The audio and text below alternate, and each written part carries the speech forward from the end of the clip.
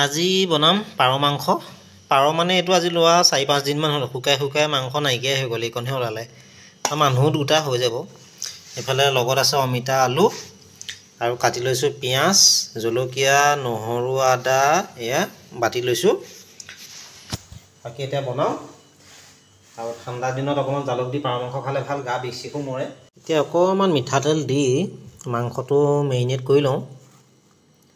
অকণমান কেঁচা মিঠাতেল দিছোঁ, অকণমান পিঁয়াজ দিছোঁ, অকণমান আদা দি দিছোঁ, অকণমান নহৰু, এইখিনি অকণমান নিমখটো দি দিম ইয়াতে। জোখমতে হালধি অকণ দি দিছোঁ, অকণমান নিমখ দি দিছোঁ। এতিয়া এইকণ ধুনীয়াকৈ মিলাই ল'ব লাগিব।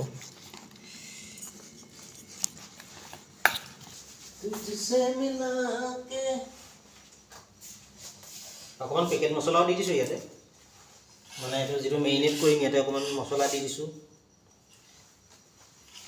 বাতিটো নহ'লে হাতত নল'লে বৰ হিলি থাকে, সেইকাৰণে সেনেকৈ লৈ লৈছোঁ আৰু।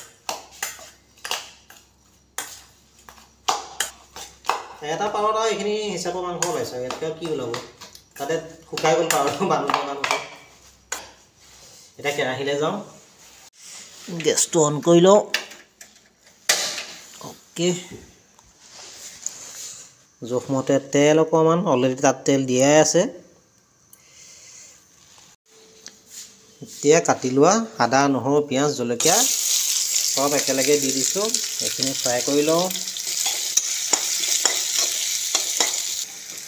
তেলত যদি অকণমান হালধি দিওঁ তেতিয়া মাংস কালাৰটো ভাল আহে।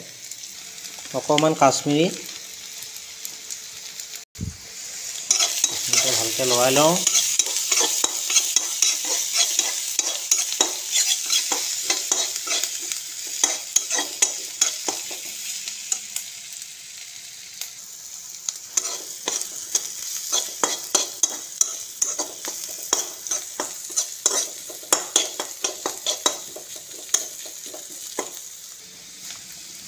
পিঁয়াজখিনি গল্ডেন কালাৰ হৈছে যেতিয়া, এতিয়া আমি মাংসখিনি ইয়াতে দি দিওঁ।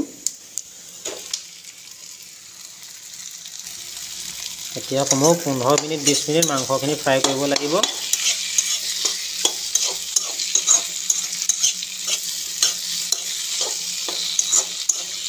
এইখিনি মই ভালকৈ লৰাই লওঁ।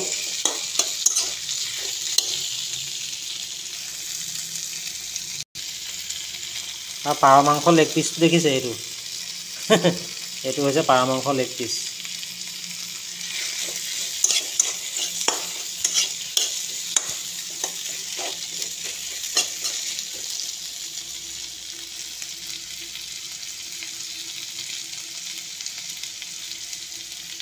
পাৰ মাংস বেছি টাইম নালাগে ফ্ৰাই হওঁতে, মানে মাংসটো বহুত কম থাকেতো, সৰু সৰু পিচ পটককৈ ফ্ৰাই হৈ যায়। এইফালে ড্ৰাই হৈছে আৰু বেছি সময় নাই। এতিয়া ইয়াতে আমি এই কাটি লোৱা আলু আৰু অমিতাখিনি দি দিম। অমিতাটো দি দিয়ামানটো আৰু পটাপট সিজিব।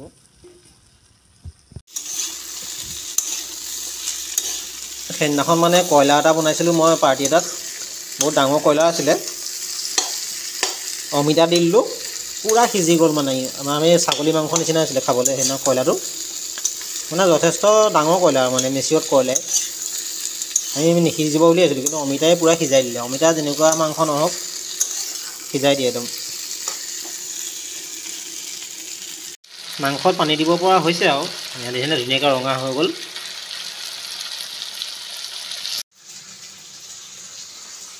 এতিয়া গৰম কৰি লোৱা উতলা পানী দি দিছোঁ, অকণমান দেৰি সিজক। আলু অমিতাবোৰ সিজিব লাগিবতো, আৰু পাৰ মাংস সদায় জোলটোৱে বেছি ভাল লাগে, সেইকাৰণে পানী অকণ মই বেছিকৈ দিওঁ। আজি পাৰ মাংস ফাৰ্ষ্ট টাইম কুকাৰত হুইচেল দি বনাম। আৰু এইফালে কুকাৰত মাংসখিনি মই কেৰাহীৰ পৰা কাঢ়ি দিলোঁ, আৰু এতিয়া জালুক অকণমান আছে, জালুককণ দি দিছোঁ। আৰু মানে কি অমিতাখিনি সিজিব লাগিবতো, অমিতাখিনি সিজাতে নহ'লে বহুত টাইম লাগি যায়। এতিয়া হুইচেল দুটা দি দিম। পাৰ মাংস যি হয় হ'ব, মুঠতে মাংস হ'লেই হ'ল আৰু।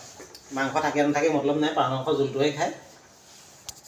এইফালে কুকাৰত মুঠতে 2টা চিটি আহিলে আৰু মাংস ষ্টপ।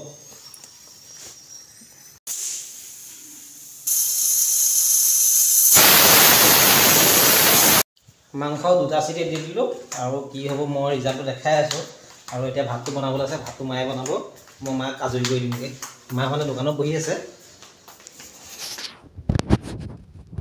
যাওক অমিতাটো সিজিব না মই মাংসটো কুকাৰত দি দিলোঁ ভালেই ঠাণ্ডা দিনৰ গৰম গৰম ভাত লগত পাৰ মাংস এয়া জোল কুকাৰত দিয়া পাৰ মাংস এতিয়া লেগ পিচ এটা বিচাৰি ফুৰিব লাগিব লেগ পিচটো ক'ত আছে লেগ পিচ মোক লেগ পিচ লাগিব এতিয়া ক'ত আছে লেগ পিচ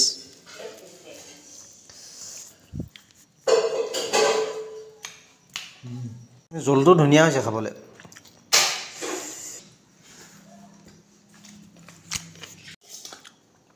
কিহৰ ভাজি এইটো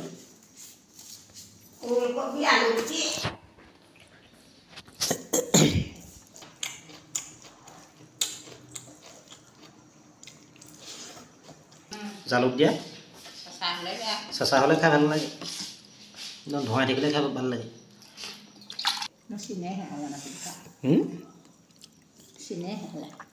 মই চিনি নাপাওঁ দেখোন এতিয়া ক'ত আছে